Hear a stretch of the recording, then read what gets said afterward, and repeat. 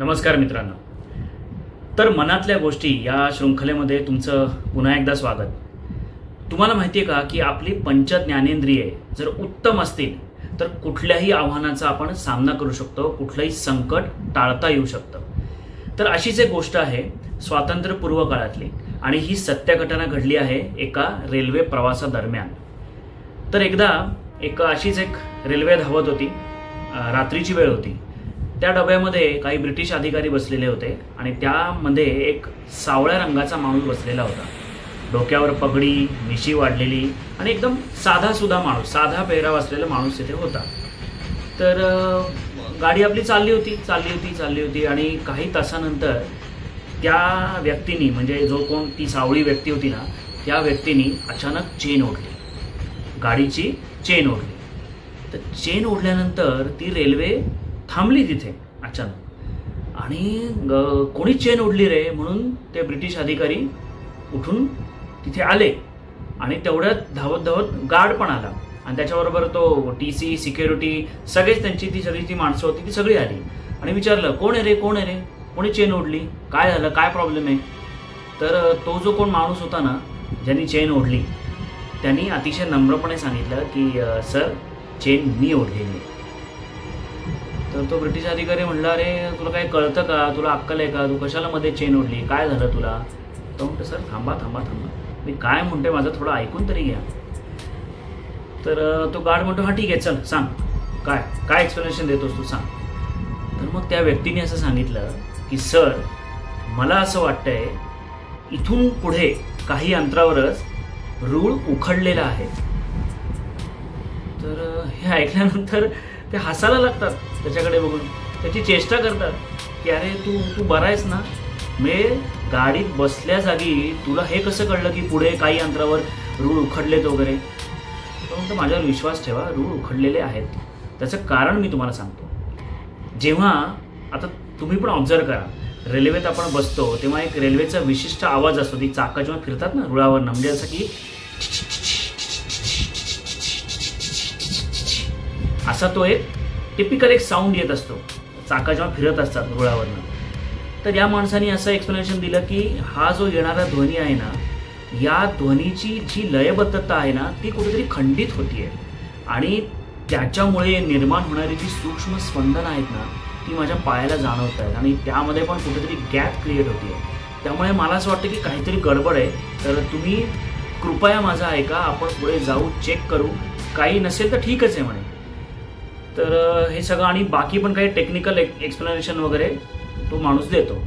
हे सगळं ऐकल्यानंतर तो ब्रिटिश अधिकारी आणि तो गार्ड एकमेकांकडे बघतात आणि त्या गार्डच्या मनात येतं की हा माणूस एवढा कॉन्फिडेंटली म्हणतोय, एवढं टेक्निकल सगळं एक्सप्लेनेशन देतोय की कोणीतरी हा मोठा माणूस असणार आहे, नक्कीच कोणीतरी हा मोठा माणूस असणार आहे. तर आपण एकदा चेक करायला काय हरकत आहे, असं त्या गार्डच्या मनात येतं. तसा सेम थॉट त्या ब्रिटिश अधिकाऱ्याच्या मनात येतो.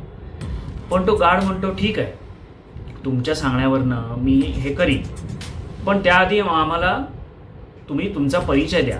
कोण आहात तुम्ही, कुठल्या ऑथॉरिटीने म्हणताय आणि एवढं सगळं नॉलेज कसं काय तुम्हाला बाबा. तर मग तो माणूस आपला परिचय देतो. तो म्हणतो, नमस्कार, मी आहे डॉक्टर मोक्षगुंडम विश्वेश्वरय्या.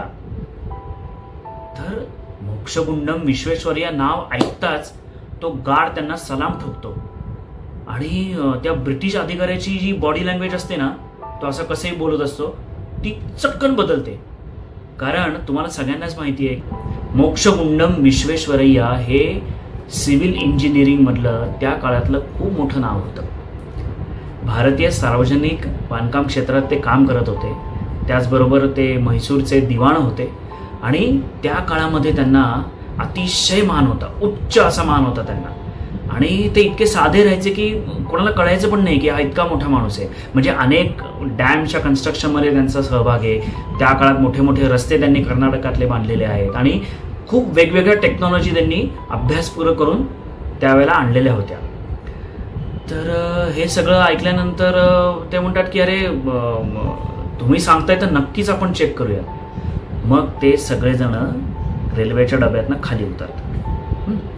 हातामध्ये टॉर्च असते.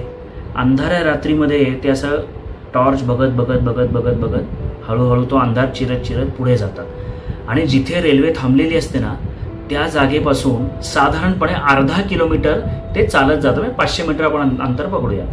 अर्धा किलोमीटर चालत गेल्यानंतर काय आश्चर्य, खरंच रुळ उखडलेले असतात. म्हणजे त्या रुळाच्या ज्या फिश प्लेट असतात ना ती फिश प्लेट आणि ते सगळे बोल्ट वगैरे असतात ना ते सगळे बाजूला पडलेले होते.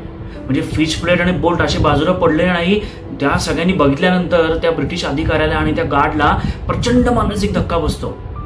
तो म्हणतो अरे काय हे कसं काय झालं, हे कोणी मुद्दाम केलं असं का काय. आणि यांना कळलं म्हणजे त्यांच्या पायाखालची जमीनच सरकते ना. म्हणजे तुम्ही विचार करा, भरगच्च माणसांनी भरलेली ट्रेन ही जर त्या तशाच अवस्थेत त्या रुळावरनं जर गेली असती, एक तर काय झालं असतं, रुळावरनं ती घसरली असती. बरं, जीवितहानी झाली असते, वित्तहानी सगळंच झालं असतं, कितीतरी लोकांचे प्राण गेले असते, लोक जखमी झाले असते. आणि हे सगळा एवढा मोठा जो अपघात आहे तो टळला केवळ या माणसामुळे. या माणसाचं काय म्हणूयात आपण, स्पर्श ज्ञान म्हणा, त्याचे कान इतके तयार आहेत की त्याची पंचज्ञानेंद्रिये ही इतकी तयार आहेत आणि त्यातून त्याचं सिव्हिल इंजिनिअरिंग मधलं अफाट नॉलेज, त्याचा अभ्यास, या सगळ्यामुळे हा एवढा मोठा अपघात टळला. आणि अक्षरशः म्हणजे ते सगळं झाल्यानंतर तो गार्ड तर पाया पडतो त्यांच्या, विश्वेश्वरय्यांच्या, की बाबा तुमच्यामुळे आज आम्ही वाचलो बाबा, नाहीतर काय खरं नव्हतं आमचं, आमची यात्रा सुरू झाली असती वरती. आणि मित्रांनो, हीच फक्त घटना नाही, अशा अनेक घटना त्या काळात घडलेल्या होत्या. आणि म्हणूनच 15 सप्टेंबर हा त्यांचा जन्मदिवस आपण इंजिनियर्स डे म्हणून भारतात साजरा केला जातो. त्यानंतर त्यांना अनेक पुरस्कार मिळाले. म्हणजे भारतरत्न तर पुरस्कार मिळाला, शिवाय ब्रिटिशांनी नाईट नावाचा पुरस्कारही त्यांना दिला. तर असा इंजिनियर नक्कीच होणे नाही. आपण मोक्षगुंडम विश्वेश्वरय्या यांना सलाम करूयात आणि त्यांच्याकडनं या गोष्टी शिकूयात की आपल्या विषयातलं अगाध ज्ञान, डीप स्टडी किती पाहिजे, आपले कान कसे तयार पाहिजे, आपलं स्पर्शज्ञान कसं पाहिजे आणि आपण सतत अलर्ट कसं राहायला पाहिजे.